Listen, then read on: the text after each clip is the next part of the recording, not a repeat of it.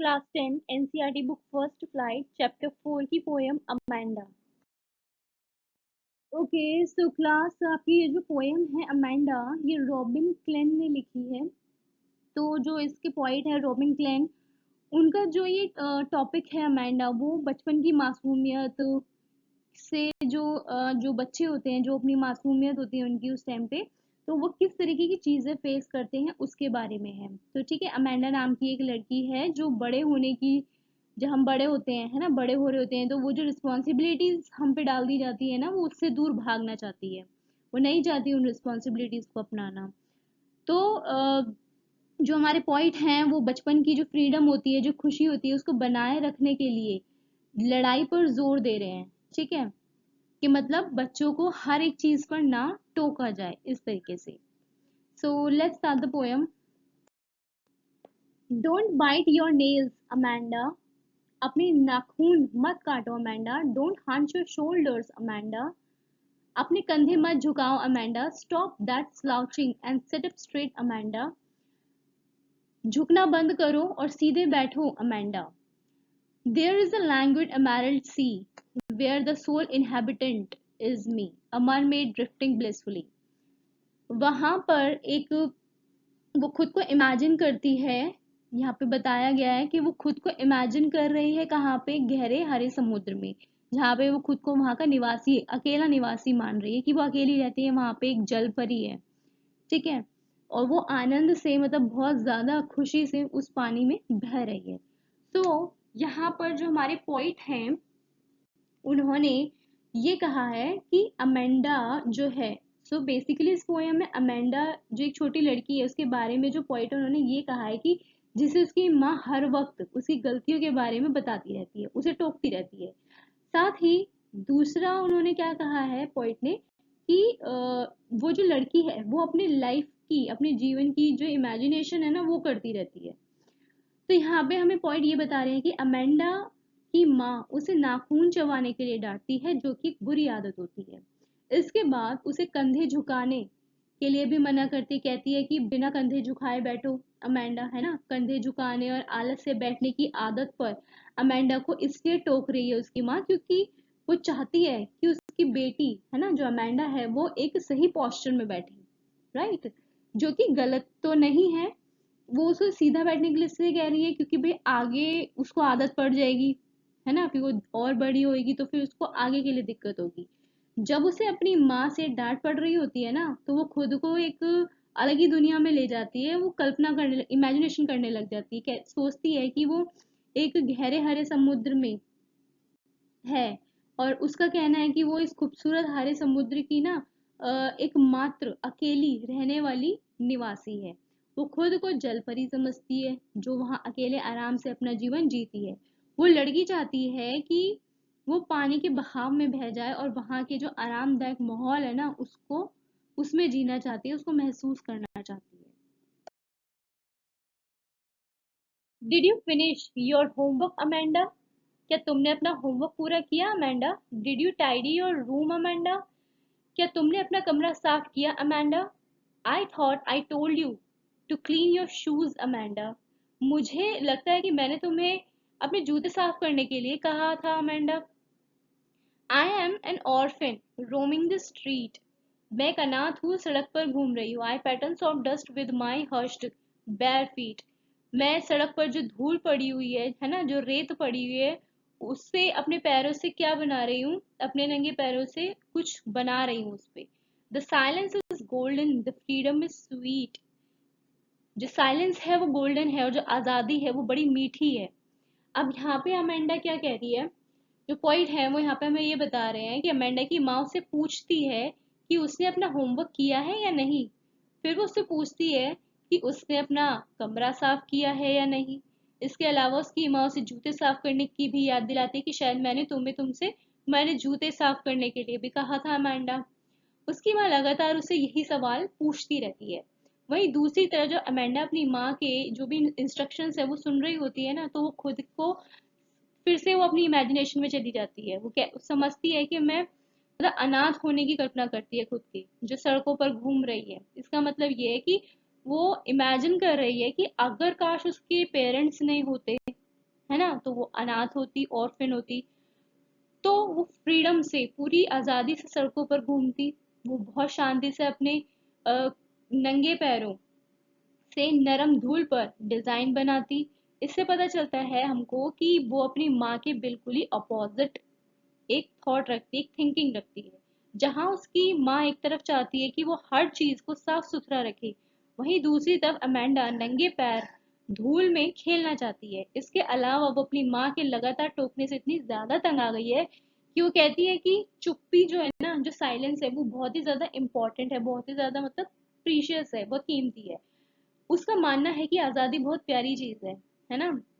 यानी जब वो अपनी माँ के साथ होती है तो वो कभी भी खुद को मतलब स्वतंत्र महसूस नहीं करती, मतलब फ्रीडम नहीं महसूस कर पाती। Don't eat that chocolate Amanda, वो चॉकलेट मत खाओ Amanda. Remember your acne Amanda, अपने मुहासे जो एक्ने है जो तुम्हें आ जाते हैं फेस पे, वो याद करो Amanda. Will you please look at me when I am speaking to you Amanda, जब मैं तुमसे बात कर रही हूँ तो तुम मेरी ओर देख सकती हो Amanda. I M Rapunzel, I have not a care. Life in a tower is tranquil and rare. I will certainly never let down my bright hair. अब यहाँ पे अमेंडा की माँ उसको क्या किस चीज के लिए रोक रही है? चॉकलेट खाने के लिए। वो कहती है कि चॉकलेट मत खाओ। वो उसे उसके चेहरे पर होने वाले जो मुहासे हैं उसके बारे में याद दिलाती है, जो अमेंडा को चॉकलेट खाने की वजह से हो जाते हैं। फिर उसकी माँ कहती है कि अमेंडा, जब मैं तुमसे कुछ कह रही होती हूँ, जब तुमसे बात कर रही होती हूँ, तो तुम मेरी तरफ देखा करो। है ना, मतलब वो ये कहना चाह रही है कि मेरी बातों पर तुम ध्यान नहीं देती हो, तो जब मैं तुमसे कुछ कह रही हूँ तो उस पर ध्यान दो। अब यहाँ पर अमेंडा खुद को, जब उसकी माँ टोक रही होती है, अगेन वो कुछ ना कुछ फिर दोबारा सोचने लग जाती है। अब इस बार वो क्या सोचती है? वो सोचती है कि वो खुद को रपेंजल होने की इमेजिनेशन करती है। अब रेपेंजल कौन है? रेपेंजल एक परी की कहानी है, एक कथा है, जिसका एक पात्र रेपेंजल है। ठीक है, जिसे एक चुड़ैल ने टावर में, एक बड़े से टावर में ना कैद कर लिया था। तो वो डायन जो थी, वो रेपेंजल के लंबे बाल थे काफी, तो वो उससे चढ़ के वहां पे पहुंच जाती थी उस टावर में। ठीक है, तो इसीलिए वो जो अमेंडा है वो सोच रही है कि वो रेपेंजल बनना चाहती है, क्योंकि उसे लगता है कि टावर में जीवन जो है ना, वो बड़ी ही शांति से और असामान्य होगा।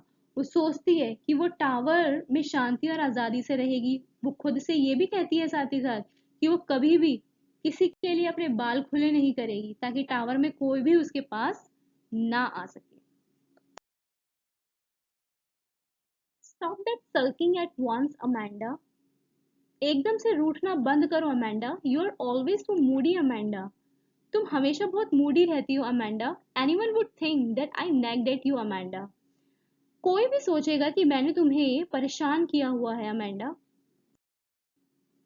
ओके, सो यहाँ पर इन लाइंस में जो अमेंडा है, उसकी जो माँ है, वो उसे अजीब तरीके से बिहेव करने के लिए वार्न करती है। वो उससे कहती है कि वो हर वक्त बुरे मूड में ना रहे। अमेंडा की माँ उसे ये कहकर भी डांटती है कि उसका जो बिहेवियर है वो एक दिन लोगों को ये सोचने पर मजबूर कर देगा कि अमेंडा को उसकी माँ लगातार परेशान करती रहती है। ठीक है, तो यहाँ पर वैसे तो अमेंडा को उसकी माँ हर छोटी छोटी बात पर टोकती है, लेकिन वो इस पर कोई रिएक्शन नहीं करती है ना, रिएक्ट नहीं कर पाती है। तो उनका कहने का मतलब ये है कि अमेंडा नाराज होने की वजह से कोई प्रतिक्रिया, जब मतलब उसकी माँ उसे कुछ कहती है ना, तो अमेंडा कोई जवाब ही नहीं देती है। तो इसीलिए उसकी इन हरकतों की वजह से उसके माँ को लगता है कि, उसके पेरेंट्स को लगता है, वो मतलब थोड़े टेंस्ड भी हो जाते हैं कि उनका बच्चा हर वक्त अगर गुस्से में रहेगा, मुंह फुला लेगा एकदम से कोई बात कहने पे, तो और किसी भी बात का जवाब नहीं देगा, तो जो सोसाइटी है, जो हम लोगों को जानते हैं, जो आसपास लोग रहते हैं, उनके बारे में किस तरह और क्या सोचेंगे, है ना। इस मतलब कि दूसरों को ये यही लगेगा सुन करके कि अमेंडा की माँ अपने बच्चे को, है ना, हर वक्त ही डांटती रहती है, वो मतलब बहुत ज्यादा डोमिनेंट है। ठीक है, तो ये थी पोयम रॉबिन क्लेन की अमेंडा। तो इस पोएम में हमने क्या पढ़ा कि जो रॉबिन क्लेन है, उन्होंने एक छोटी लड़की के थ्रू हमें क्या बताया है कि एक लड़की के जो थॉट्स हैं अमांडा के, उसके थॉट्स मतलब व्यक्त करे हैं, जिसे उसकी माँ लगातार गलतियां करने के लिए टोकती रहती है, और वो गलतियां जिन्हें वो ऐसा मानती है कि मतलब वो करने से वो इस सोसाइटी में रहने के लायक नहीं है। तो ये जो पोयम है वो हमें ये सिखाने के लिए कि बच्चों को ज्यादा आजादी दी जानी चाहिए, है ना, ज्यादा फ्रीडम दी जानी चाहिए। और ये भी सच है कि बच्चों को अच्छे से, है ना, मतलब कैसा बिहेव करना है कैसा नहीं करना है ये सिखाना भी बहुत जरूरी है। लेकिन जो पेरेंट्स होते हैं उन्हें ये भी याद रखना चाहिए कि वो अपने बच्चों को अपना व्यक्तिगत स्थान दें, है ना। सीखने के लिए बहुत टाइम होता है हमारे पास, बच्चों के पास, ठीक है।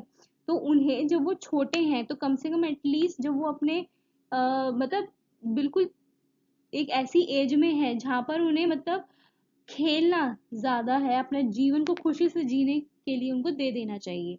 डांट फटकार के, उन्हें चिड़चिड़ा कर, है ना, और इंस्ट्रक्शंस बहुत ज्यादा दे करके उनको मतलब उनके माइंड पर, उनके थॉट्स पर, उनके विचारों पर रोक नहीं लगा देनी चाहिए। जैसा कि इस पोयम में भी जो अमेंडा है वो सोचती है, जब उसको बार बार टोका जाता है उसकी माँ के थ्रू, तो वो क्या सोचती है कि वो उसको यहाँ शायद होना ही नहीं चाहिए था, क्योंकि वो रहने ही लायक नहीं है यहाँ पे, क्योंकि उसे शायद कुछ आता ही नहीं है। वो जो भी कुछ करती है गलत ही करती है, वो ऐसा सोचती है। और फिर इसीलिए ही वो सोचती है कि वो एक ऐसे मतलब गहरे समुद्र में अकेले रह रही है, किसी टावर में अकेले रहना चाह रही है। तो इसीलिए जो पॉइंट है हमारे रॉबिन क्रेन वो ये चाह रहे हैं कि जो पेरेंट्स हैं वो अपने बच्चों का जो पालन पोषण है वो इस तरीके से करे कि वो निराश होने के बजाय ना उन पे उनकी बातों को समझे, उनकी प्रॉब्लम्स को समझे और उसको एक इजी वे में सॉल्व करे। Do like, share and subscribe and keep watching. Thank you.